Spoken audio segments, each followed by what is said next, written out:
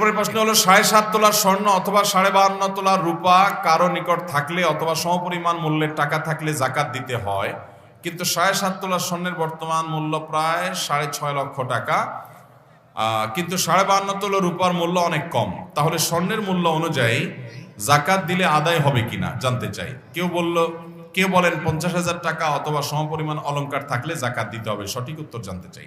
দেখুন, স্বর্ণ অথবা রূপা এই দুইটার নেসাবের কোনটা, স্বর্ণ হলে 7.5 তোলা অর্থাৎ 85 গ্রাম, আর রূপা হলে 52.5 তোলা অর্থাৎ 595 গ্রাম। এই পরিমাণ স্বর্ণ অথবা রূপা যে কোনো একটার মালিক হলে তার উপরে জাকাত ফরজ। এখন আমাদের যদি নাকের টাকা হয়, এই টাকাটা স্বর্ণেও কনভার্ট হতে পারে, রূপায় কনভার্ট হতে পারে। এই জন্য সর্বনিম্নটা টাচ করলে জাকাত এসে যাবে।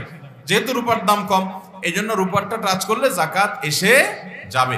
আর যদি কারো পিওর স্বর্ণ থাকে তাহলে সেক্ষেত্রে 7.5 ভরি রাখ পর্যন্ত জাকাত হবে